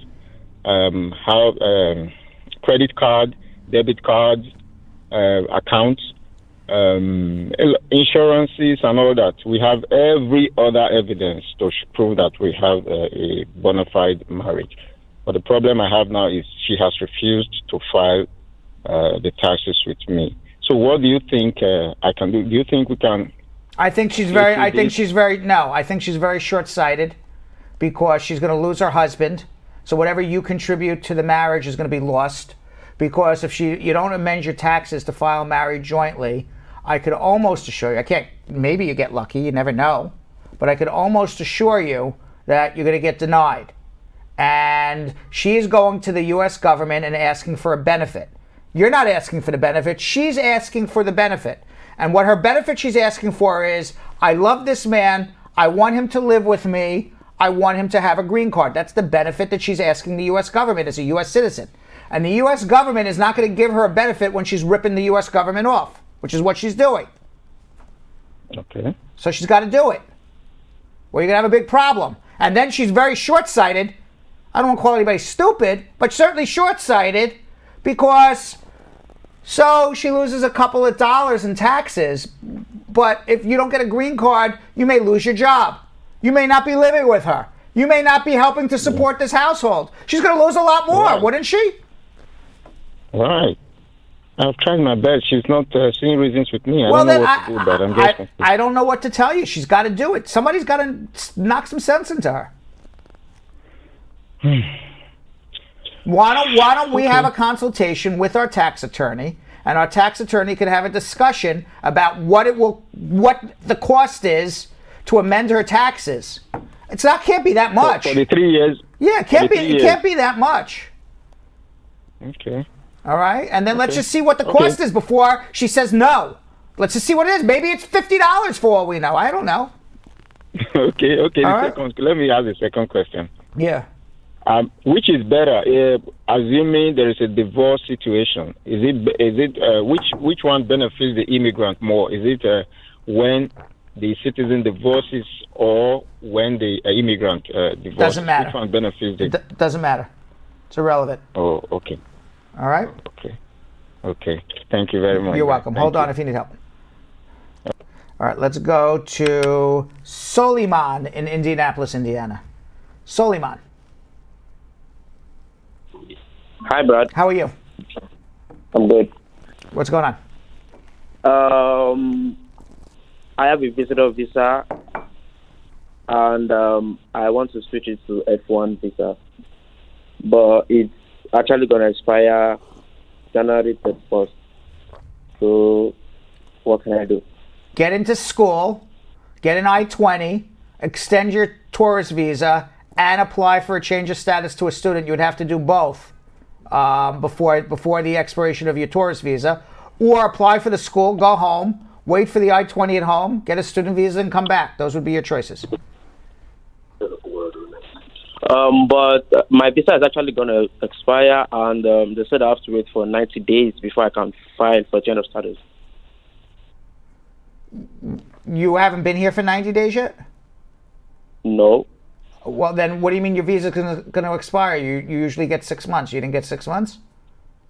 It's actually going to expire by end of this month. So how long have you been here? Since November. Is it your visa or your I-94 is expiring at the end of this month? My visa. Okay, no, it has nothing to do with your visa. It's your I-94. So you got to wait 90 days, correct, and then apply to the school, get the I-20, and then extend your tourist visa and change your status to a student simultaneously. It has nothing to do. Okay. It has nothing to do with your visa. It has to do with your stay on your I-94. Because remember, a visa allows you to cross a border. So you could only cross a border till the end of November. After that, your visa's no good. After you cross the border, they tell you how long you can stay, which is generally 6 months. You can look up your I-94. If you go online, just Google I-94 Department of Homeland Security, and you type in your passport number and they'll tell you when you're supposed to leave. Oh, okay. So how long does it change of status take? You first have to get accepted to the school. It could take 6 months, 9 months. Who knows? Okay. All right, you need help. Hold on 1 second. All right, let's go to Latoya in West Palm Beach. Latoya. Hi, Brad. How are you? How you doing? I'm doing pretty good. My question is, I was married to a U.S. citizen. We stayed married for a little over 2 years. We've been together for 6 years. However, we broke up. I got a divorce. I have a daughter in Jamaica, which she refused to file for. But I am currently, I want to file for her because of what she's going through back home. I have a pending condition removal. Yeah, I-175. you can file as a pending conditional removal. Go file for her. Okay, even though my divorce, I just have to get a sponsored, right? Because I only make $25,000 a year. Yeah, down the line you'll need a second affidavit of support. It's not a big deal. Okay, so I can go ahead and go file right now today. Okay. Oh, and because we have a daughter together. Me and him have a daughter together, so my household is calculated as 3 if I'm going to file for my daughter, right? Correct. All right. Thank you so much, Brad. You're welcome. Really great. Okay, thank you. I appreciate it. Let's go to Matthew in Philadelphia. Matthew. Hello. Hey, how are you? Fine. What's going on? Thank you. I've been watching your program through YouTube, and I have this couple of questions. Okay. My wife filed for from my country of birth. There is an agent that filled my visa application. So in the process, where the name of my spouse, supposed to be, the name of my daughter was there. So when I went for a green card interview, they find out that the name written there is my daughter's name. And it's being regarded that I now married 3 wives. This was a visa interview in Africa or an adjustment here? In Africa, the agent that filled my visa. I understand. You had an agent fill out a visa. This was a visa for a visitor's visa or for your green card? It's for visiting visa first. Okay. But so now you're here. Now you're here, and you got married, and they're pulling back this visitor's visa application. They say, wait, the information doesn't match. That's right. Right. Because they said that they saw that where my ex-wife supposed to be, my daughter's name was there, and it's very regarded that I married now 3 wives instead of 2, because I divorced my ex. As I'm here in America, I married American citizen. We got to go through all your marriages and divorces. We have to tell the truth here, and if you need a waiver based on misrepresentation, even though it's not your fault, supposedly, you still should know what was submitted. That there's an error on your visitor's visa application, then we'll have to file a waiver. All right, but we got to go through all the marriages and divorces and figure it out. So hold on 1 second.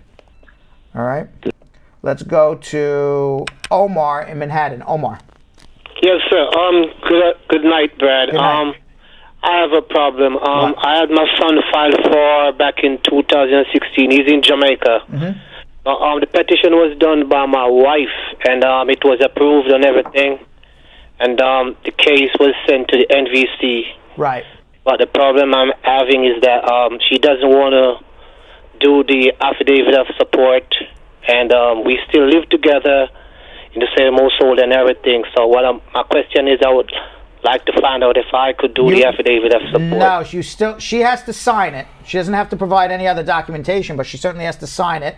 If not, you can't complete the case, and then you would have to start again on your own. Wow. Okay. All right. So so I would file an I-130 for your son right now anyway, just so you have something, and maybe you'll convince her down the line.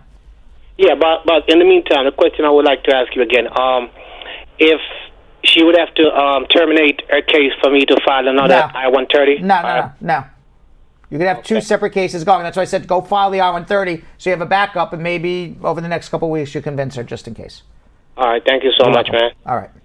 Let's go to Alex in the Bronx. Alex. Hello, hi, Brad. Hi, how are you? Alhamdulillah, I'm good. Thanks for the good job you're doing. Thank you. Yeah, I have a question. I say I have a question. Go ahead.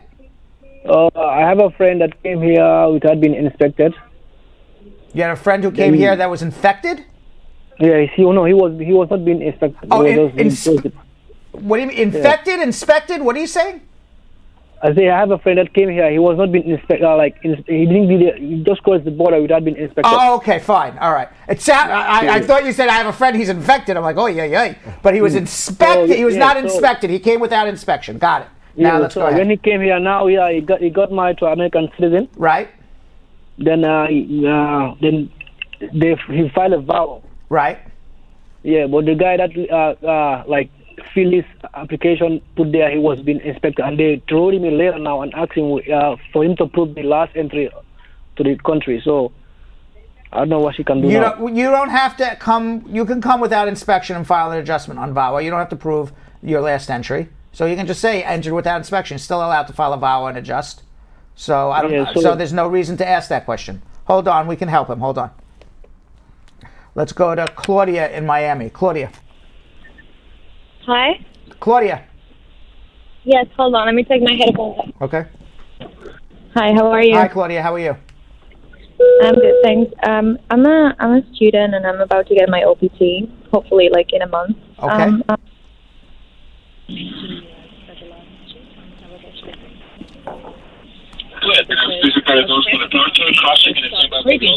you. Because she was coming to work. I had no idea about that. She was in group chat. We got all the time in the world, Claudia. Forget that she's on. No, what I'm saying, my question's over. What I'm saying is, why would they stop me regarding that? And I wanted to ask you. Wait, why would they what? The only thing I heard was your navigation or the toll collector. I don't know who was in the background. I didn't hear anything you said. Okay. All right, Claudia, you got to get your act together. Yeah. All right. Meanwhile, someone can talk to Claudia while I talk about Instagram. Maybe she can get her act together. We'll give her 30 seconds to compose herself. In the meantime, you can follow me at Real Brad Bernstein. If you didn't get a chance to ask your immigration question live on our show, I don't answer it in our social media check-in or in our speed rounds. You can always follow me on Instagram at Real Brad Bernstein. When you follow me at Real Brad Bernstein, if I know who you are, you're part of the Brad Squad. I've seen your name. I think I know who you are. You sound familiar to me. Or just randomly, I just feel like being nice to you, even though I never heard of you before, which happens a lot. Yes. I will try to answer your question as best as I can if you DM me. As long as you follow me, like a couple of pictures, be a nice person. And if I can help you, I'll tell you to come have a consultation. But if I can't help you, I've helped many, many people. I just say yes, no, do this, do that. My pleasure to do it. You can also follow us at Brad Show Live. You're not talking to me, you're talking to Pizza, who will be joining me as a guest host on Thursday while Yo-Yo goes to see The Lion King. I will be at The Lion King. So, but you are talking to Pizza at Brad Show Live. So if you ask your questions at Brad Show Live, we will ask them live on our show. Just check out our show the next day or the following day. In addition, we are running a contest right now on at Brad Show Live. If you follow Brad Show Live on Instagram and you scroll down about 6-8 posts in the past, you'll find a post where I am schmoozing and talking about Australian wildfires. You like that post and you tag 5 friends in that post, I'm going to enter you into the machine tomorrow for an opportunity to win a free consultation with me worth $200. All you got to do on at Brad Show Live is follow us like the schmoozing post with me talking about the Australian wildfires, and tag 5 of your friends. And Yonathan Yo-Yo Elias, what about you? Follow me at Yonathan Elias TV. All right, want to give Claudia one last opportunity? Let's do that. Claudia. Hi, I'm so sorry. You're with I'm us flying now. to New York right now, and I'm about to my question was, I was stopped in the secondary room a couple of times. I'm an F1. I'm a student about to get my OPT. So I want to know, they were just... Why were you in the secondary room? Because they thought you were working? They wanted to... Yeah, they were suspicious that I was working, and then they got my phone, and I had nothing or no proof, so they let me go for 45 minutes. Yeah. But my question is, can an immigrant officer remove a red flag, or does it have to be through a redress number? I'm not sure, but I think you definitely have to know where your life preserver is and put your seatbelt on. And I am perfectly fine. What was the last question? Can an immigration officer do that? They can do that every time. You have no rights at the airport. No, I know, but my question is, do I need to apply for a redress number, or it can be done the same day when I clarified it for them? I don't know what you mean by redress, but you know what? It's just way too complicated. She needs a consultation. Yeah. All right, because I can't. That's giving me a headache listening to the guy in the I don't background. think she even knew. Just to let you know, if you are listening or watching, your navigation system or something was No, she was on an airplane.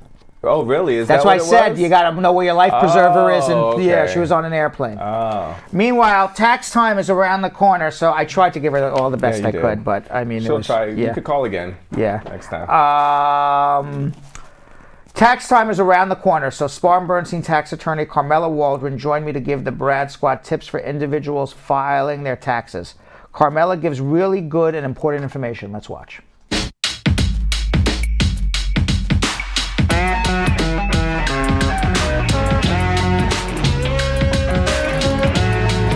Which means tax season is right around the corner. Most people cringe when they think about tax season, but if you're prepared with the correct guidance, there is no reason to fear. With me to break down what people need to know while preparing to file their taxes as individuals by April 15th, 2020 is Spar and Bernstein's tax attorney, Carmela Walrond. Welcome, Carmela. Thanks for coming on. You are making tax sexy. And when I say making tax sexy, you have taken clients who owed $25,000 and turned their tax debt into $450. That's sexy. People who owed a business tax of over $100,000, you turned it into $15,000. That's making tax sexy. And I have never in my entire career ever heard anybody ever make tax sexy, but when you save all these people money, that is making tax sexy. I just learned that there's a new updated W-4, and it has now just come out for January 1st. What does this all mean for taxpayers? Sure. Under the Tax Cuts and Jobs Act, there's a new W-4 form. It's changed which it goes by your filing status. What do you mean goes by your filing status? Single, married, filing jointly, head of household. So your filing status will be indicated on your W-4 form. Correct. Which really is very important for people going through an immigration process, because if you are working and you get married during the year and you do not notify your employer, you are going to get a W-4 indicating you are single when in fact you are married, which will then perhaps cause a huge problem at your interview for your green card when you're trying to prove you're in a bona fide marriage. You never even told your employer you got married. You're still getting W-4s as a single. So it is vitally important now that this new information, which is coming on your W-4s, if you do get married and you want to be able to prove a bona fide marriage, one of the ways is joint tax return. You better indicate you're married to your employer so your W-4 indicates that as well. Correct. Now, to reiterate, those who are not W-4 employees but are self-employed, they also have to pay taxes, and they have to pay taxes whether they're documented or not. What's up with that? It still remains the same, but if you make more than $300 for the year, you still have $300? Yes, for the whole year, you have to file a tax return. So I've heard people with questions on this show who said, my spouse made $5,000 or $6,000 or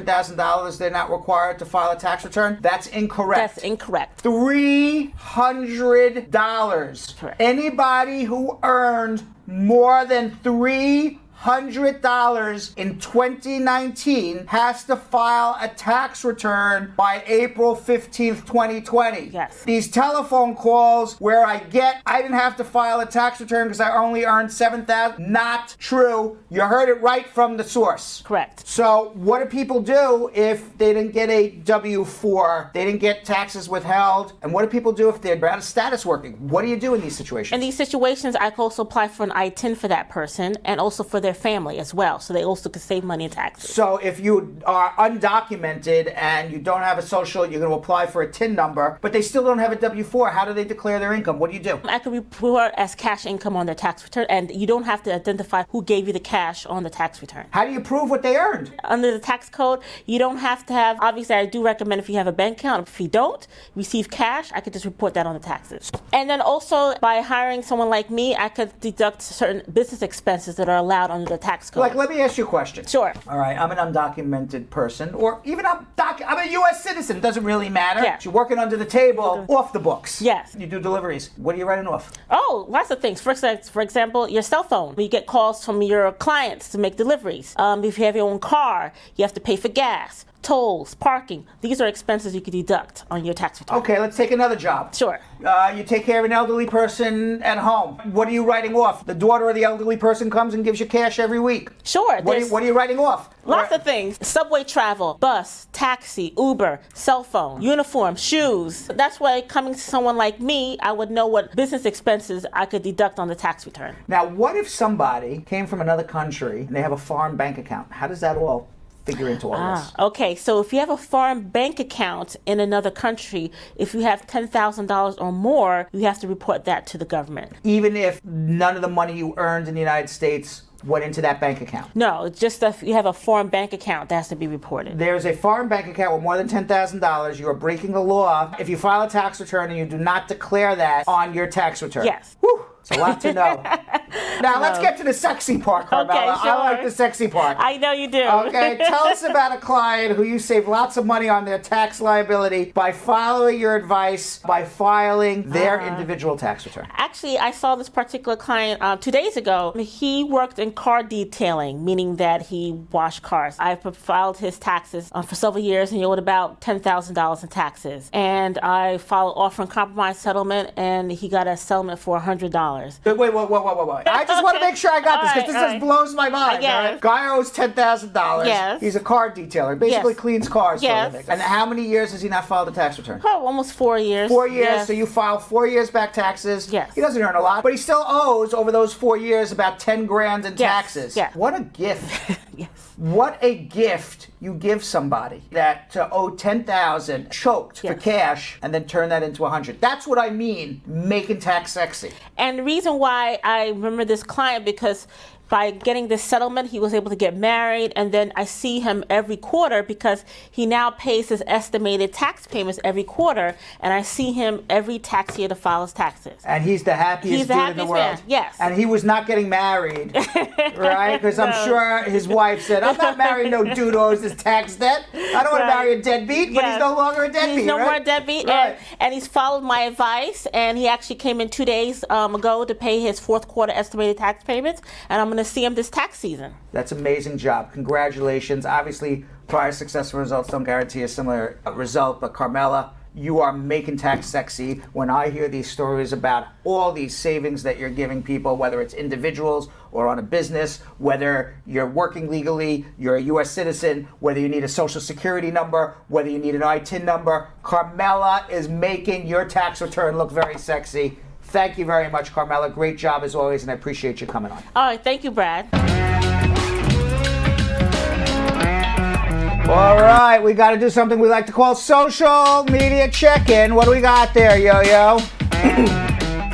All right, our first one comes from Princess saying, I filed a vow in September 2017. Right now, immigration is treating January 2018 case. My case is overdue. What should I do? Follow up or file a mandamus?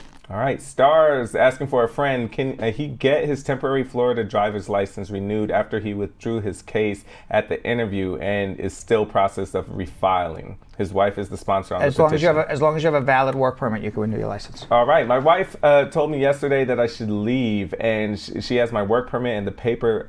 What should I use to get my social security number? And waiting on the 120 days to hear from the immigration about my interview. What should I do?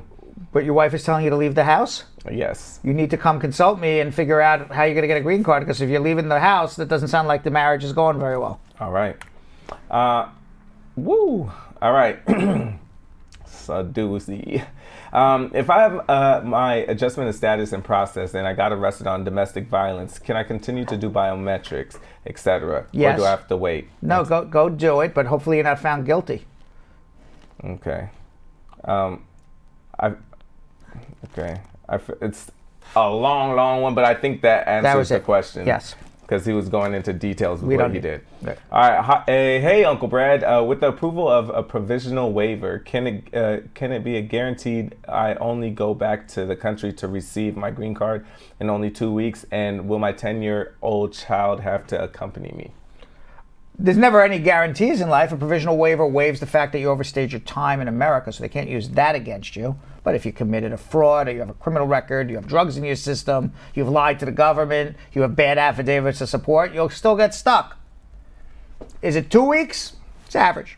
Sometimes it's 3 weeks. Sometimes it's 3.5 weeks. Sometimes it's 10 days. But in that range. All right, if I got arrested because I admitted to hitting my husband because he constantly called me names such as a hoe, bitch, on top of his lungs. What kind of question is this? Okay. The top of his lungs on a regular basis, and I couldn't take it anymore. But he didn't press charges. I'm currently getting my VAWA case ready to send to the lawyer. Then after I was released a few weeks later, he got arrested for hitting me, and his family cussed me out that I shouldn't call the cops. You have to show good moral character. So the fact that there was some sort of arrest for hitting your husband is not good for good moral character, but you can show all the emotional duress you were under, so it's not. So do you think that her getting arrested can affect the VAWA case? It absolutely gets affected, but you have to turn it around and say, I couldn't take it anymore. I was an emotional wreck. I was not within my right. I wasn't even in my right mind because of all the damage. I'm the victim here. I'm not the aggressor. That's why nobody ever charged me with a crime. Right. I'm the victim. Yeah. Okay. That was a doozy. All right. Demore saying, how do I upgrade an I-130 petition from LPR to USC? You contact immigration and send a copy of your naturalization. Say, please upgrade it. Okay, Munir saying, thank you to all the staff of Brad Show. My friend has a 10-year green card, got a trespassing warning in 2016. Can he apply for citizenship? A warning? Yes. Yeah. Okay, Juliet saying, how can I go about getting a waiver for my citizenship fee? I'm not working at the moment because I was diagnosed with cancer and I'm currently doing chemotherapy. You got it. There's a form to fill out. It's a I-9 something. If you go on USCIS website under forms, it's I-9 something, and you fill that form out. It's the fee waiver. Crystal saying, if I'm renewing my EAD with the CO9P category, which is pending adjustment of status, do I need to include an application fee? First application was done and paid last year. No, you shouldn't have to pay a fee. Kareen saying, is it true that if your I-485 gets denied, you have to go back to your original country to pick up your green card? No, you can try again. Dream Girl saying, I don't have my SSN, so I can't get health insurance, but my interview is in a few weeks. What can I do? Hopefully get your green card and then get your health insurance, but there's other ways to prove a valid marriage. Estella saying, denied visa based on Section 212A4. What's the next step? I don't know what Section 212A4 is off the top of my head, so the next step is get me the INA and let me look that up, or come and see me and we'll figure it out. Howard saying, I had an interview on the 26th of November. They needed more documents, which we sent in. Now my case is saying administrative processing. So how long will I have to wait? At least 120 days. Donette saying, how long after filing the adjustment of status application to USCIS that it takes to receive the receipt notices? About 2 to 3 weeks. Angel saying, can I cancel an I-130 and refile if I remove to a state, maybe remove to a state? No, if you move to a state, just do an AR-11 and change your address and keep the case going. Okay. So is there a quicker process to get through and cancel an I-130 application for the child that's over 21? AR-11, just move. Same thing? Yeah. Okay. Double J saying, if you're in a country that is U.S. visa exemption and you get your I-130 and your I-601 waiver approved, can you go back to the U.S. while your I-130 is approved but processing? No, you still need to get your green card before you go back. Carlene saying, I got married in December. My husband is still in Ghana. When I'm filing my tax, should I put married on the tax paper? Yes. Okay, Sharish saying, I got arrested with ICE in the year of 2013. Removal proceeding case was terminated in 2019. Arrest record will show in employment verification BGC. Criminal history, will it? It should, because immigration ICE arrest is not a criminal case. All right, Olani saying, Brad, I submitted my application since March 2017, went for my interview December 2018. USCIS sent me a letter this week stating that FBI is doing a background check and no other action required. What does this mean? The FBI is doing a background check. You don't need to do anything else. You don't call me, we'll call you. Okay. Antonio saying, was placed on deportation as a juvenile under my parents' asylum. Do I need to reopen and close that case for my parents? Have been here for 15 years. Will that affect my adjustment of status process? Yeah, if you were ordered deported, you got to reopen it. Toya Wells saying, asking for a friend. When she applied for a visitor's visa, she put married, but she was only engaged, but got married 8 months after. She's now divorced. She's doing an AOS. Should she be worried? Yes, she committed fraud. Monica Law is saying, one up, squad. Can someone who is born in America but on Medicaid and food stamp file for a spouse? I need your advice. They can, but it's going to be denied for poverty level. You got to get off that. Estride saying, my husband's passport has his religion middle name that is not on any of the other documents that I submitted for the I-130. Is this going to be a problem for an embassy interview? Well, they may question it. He'll have to explain. Okay, Mary J., not to be mistaken by Blige. Right, I knew that. I knew you were going to say that. Will a recent arrest, pending, most likely dismissed, affect getting a work permit? You have to prove good moral character, but so as long as it doesn't affect good moral character, it shouldn't be a problem. Okay, and will doing biometrics before a case closed have USCIS deny the application? They won't deny it. They'll just leave it pending until your case is resolved. Ashoka saying, good evening, guys. If you went on an I-485 interview, 20 months of marriage, but the case was put for preview. 2 years have passed now. When they make a decision, would be a 2-year condition? No, it'd be a 10-year because it's more than 2 years since the time of the marriage. Asset Lindo saying, my friend wants to know if a person wants to provide an affidavit of support, can she use joint taxes with her husband? What else can she use, and will they contact her to verify? You can use joint taxes as long as it's above the poverty level, your income, not your husband's. Simone saying, if my marriage-based AOS interview is before April 2020, will that require my spouse to have a 2019 tax return? No, as long as it's before April, as long as your interview is before April 15th, you don't need the 2019 tax return. And our last for now, Shady Green saying, for being under 18 when the crime happens, should I file the I-601 and explain that I fall under this exception, or don't file the I-601 and just explain to them that I fall under the exception? Which crime happened? Just says when the crime happened. I don't know what crime you're talking about. Okay, so let me do one more then. Terry, so she's talking about, does she need a provisional waiver? No, just saying that should they explain that I don't know what crime you're talking about. Right. So let me do one more. Okay. Terry Darrell Slim Ass saying, asking for a friend, can his U.S. citizen wife file for him if she's on disability? He's living in the U.S. already and wanted to adjust the status. Yes, disability is not need-based government assistance, but you may need a second affidavit of support. Perfect. All right. Yonathan went out on the streets to test New Yorkers' knowledge of inventions most of us use every day in another edition of Who Invented It? American-born or immigrant? As always, test yourself and play along in the comments. Let's watch. What's good, Brad Squad? It's your boy, Yonathan Elias, in the streets of Manhattan, and we are about to play Who Invented It? So we're going to ask some unsuspecting passerbys, test their knowledge. Might as well actually test your knowledge, too. Play along with us, all right? Now, let's go. Donuts. Do you guys like donuts? Oh, yeah, of Okay. course.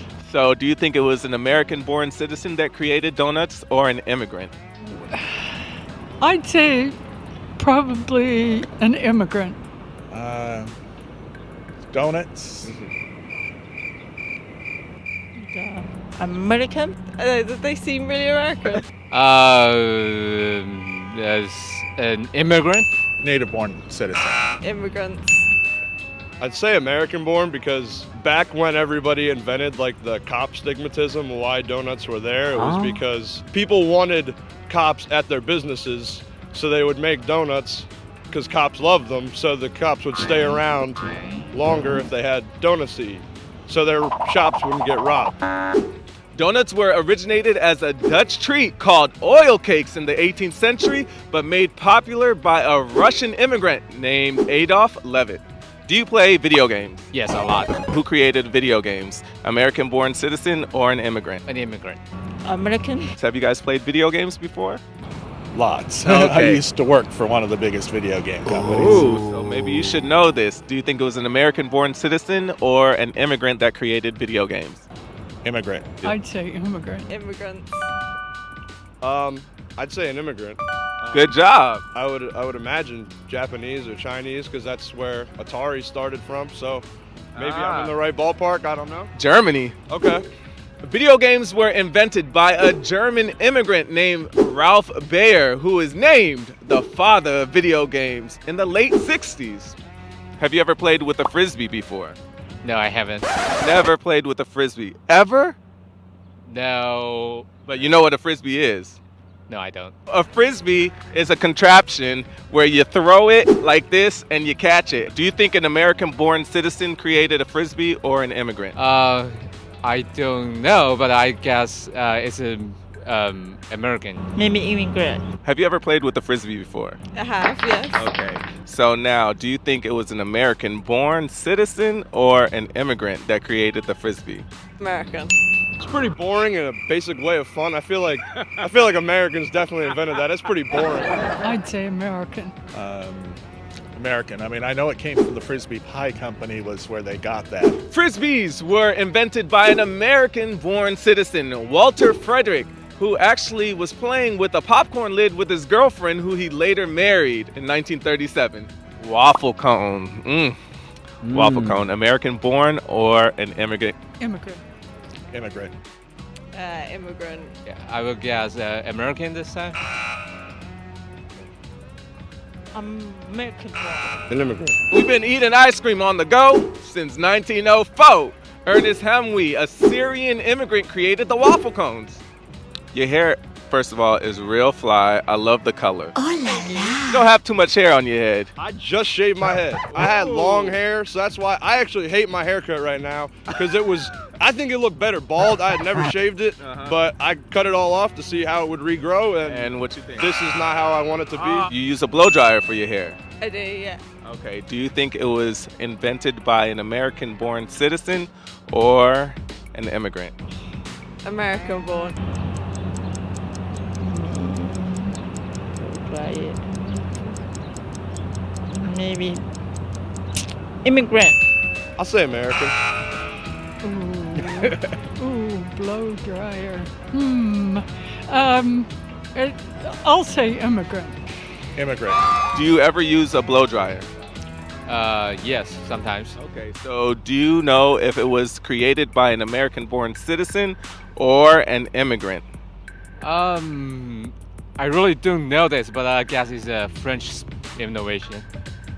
I like that you actually gave me a region, but it is an immigrant, not from France. It is an immigrant from Armenia. The blow dryer, created by an Armenian immigrant named Gabriel Kajanjan, so you can thank your blowout to him. English muffin, American-born or an immigrant? That's English thing, right? I ain't saying. I guess that's English. Immigrant. Immigrant. English muffin. Come on, now that's a trick question. I'll say immigrant. Stick with my gut. Stick with your gut. Where the English muffin usually goes, in that gut. Immigrant. Immigrant. There you go. Of course, English muffin, UK. So good job. Samuel Bath Thomas, which is an immigrant from the UK, created the English muffin. He actually moved to New York in 1874, had his own bakery in Chelsea, and then created what is now known the English muffin. Back then, toaster crumpets. Do you know what Kevlar is? Kevlar. The bulletproof. Bulletproof Yes. stuff, yeah. American born or an immigrant? American born. I remember I watched a TV show about this. I guess that's a Russian who invented this. So I guess that's an immigrant innovation. I'll say immigrant. No, that's such an American thing. That's American. I'll say American. American. Good job. Listen, you guys are a smart little duo here. It was American born from Polish immigrants. So, do you know if it was a man or a woman?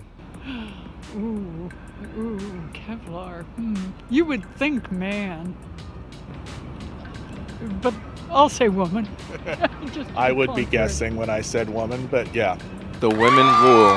Yes, though it was a woman that created Kevlar. That's pretty awesome. The super strong Kevlar fiber was created by an American-born citizen to Polish immigrants. Her name was Stephanie Kwoleks. Now, last but not least, the gas mask. American-born or an immigrant? I'd say immigrant. I think English maybe. Immigrant. Immigrant. Immigrant. I don't know. American-born. The gas mask was created by an American-born citizen, actually from Kentucky, Garrett Augustus Morgan Sr. He actually used the gas mask in 1916 to save several men that were trapped in a tunnel after an explosion. All right, there you guys have it, Brad Squad. That was a fun game of Who Invented It. I had a blast doing it because I learned about a lot of things, and I hope that you guys did too. All right, back to the studio. Whew. All right, Julian, let's put, what are we doing? I don't even know what we're putting. A minute and 10. A minute and 10, how many questions? 10. 10 questions in 1 minute and 10 seconds.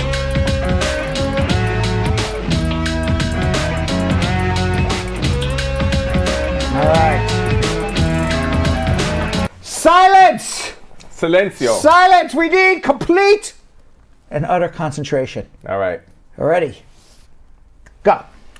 When proving residence for a CRBA application, what documents can I use? For a crab application? I don't know, lobster. Loretta says, can smoking marijuana illegally affect the medical report for a green card? Yes. Rita says, after doing a marriage-based interview on 31st of October 2019, got an I-130 approval notice on November 2nd. Still no update. Is this normal? If it's more than 120 days, not normal. Navdeep saying, if I 360 VAWA is approved, can I bring my parents to the U.S.? If the I-485 is still pending? No, you cannot. Hashtag is saying, my friend accidentally claimed to be a U.S. citizen and he fixed it. Will this affect his naturalization process? If he made a false claim to citizenship and got a benefit, yes. Nikki says, if you got arrested about 5-6 years ago, it was a misdemeanor, and you got married, can you sponsor your spouse who's in Jamaica? As long as it wasn't sex abuse, yes. Vernal saying, can I petition for my mom and brothers and sisters? We have separated father. If I can they come with her? Yeah, if you're a citizen. Giovanna saying, how can a naturalized U.S. citizen lose their citizenship? You committed fraud in naturalization. My father is a U.S. naturalized citizen, World War II vet. He petitioned for me in 94, under 21 years old. Am I a citizen? No. And we had one more? Yeah, and I made a mistake on one question. I got to go back and fix it. When he said, if I file for my mother, can I include my children? The answer, the sisters, her children, which would be my sisters and brothers, the answer is no. You can file separately for your brothers and sisters, or your mother can come and then file. So that was a complete disaster, that speed round. that was. And I didn't understand the first question. It said, if I filed for a crab? It said CRBA application. Oh, I thought it said CRAB. And I'm like, CRBA application. A conditional resident. Yes. Okay, what? Proving residence for a CRBA application. What documents can you use? Prove residence, your green card. Okay. For what? Prove residence for what documents? What's your CR? What's your CRBA? I don't know what the CRBA is. Let's see. CRBA, proving residence. It is application for consular report of birth abroad. Is that it? A birth abroad. So okay. Maybe so it's a birth abroad. Yes, you what? Okay, so basically what it was so basically what it is it's a father, I assume, who lives in America who had a child born outside of the United States. Right. Would be your tax returns and your Social Security records. Those are your two best ways to prove your residence. Okay, and then the last one is from Haptamu saying, I'm from Ethiopia. My brother has a U.S. citizen. I want to know if my brother can sponsor for me. If what? So it says I'm from Ethiopia. My brother, it says has U.S. citizen, so I don't know if is a U.S. Okay, citizen. so my brother's a citizen. I want to know if my brother can sponsor for me. Yeah, why not? But it's a long time, but yeah. All right. All right, comments of the day. That was a bad speed round, Yo-Yo. We got to work on that. We did it yesterday. Yes. So it was a little difficult. It was a little difficult. All right, what do we got for comments of the day? All right, our first comment of the day comes from Donna Bless, saying, my American dream is to see that everyone who uses Uncle Brad as their immigration lawyer goes through their immigration issues with flying colors. I hope so. That's a nice American dream. That Thank is. you. I like that. Yeah. Now our second, I was about to say American dream. Yes. Our second comment of the day comes from Alicia Henry saying, Brad and his team will definitely be my family lawyer because I can get all the service I want under one roof. All right. Very nice. That's good. Very nice. That is very true. Okay. The third comment of the day comes from Cindy Albert saying, hit the tiny like icon until it turns blue. That's the only way to appreciate this wonderful immigration general. Okay, very nice. Immigration general. Immigration general. Have you been called that before? Never. I like that. I like it. All right, our fourth comment of the day. This is on IG Rookie Glam because you said IG isn't getting any love, but we're giving y'all love. Let me go spread this love show to everyone I know. Very nice. Good job. Very nice. And our last comment of the day is an answer I need to because I will be coming if this gets answered. Sophia R. Gray saying, hey, Brad, when are you coming to Jamaica? I don't know yet, but Yo-Yo's coming when I do. Woo! All right, we'll see you all tomorrow for Hump Day. Today was pre-Hump Day. Tomorrow is Hump Day. Have a good night, everybody. So, Sam, as part of the production, we have to say this disclaimer at the end of the show. Do you mind reading it for me? Okay, but you know, Brad, I have to do everything around here. It's bad enough I've got to remember everything that happened on the episode from the previous day. Forget it. I'll do it.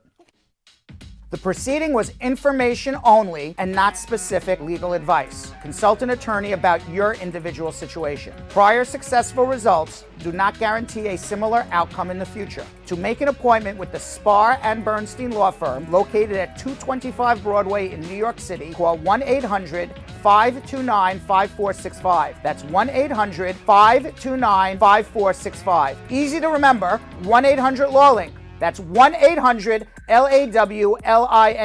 Once again, make a call to 1-800-529-5465. And of course, link up with the law offices of Spar and Bernstein, located at 225 Broadway on the 5th floor. If I were you out there, make the call, make the link, make the connection, make it Spar and Bernstein. 1-800-LAWLINK. That's 1-800-529-5465. And now, conveniently located in Hartford, Connecticut on 1 Congress Street. Visit us in Connecticut or in New York at 225 Broadway. That's 1-800-529-5465. 1-800-LAWLINK. 1-800-529-5465.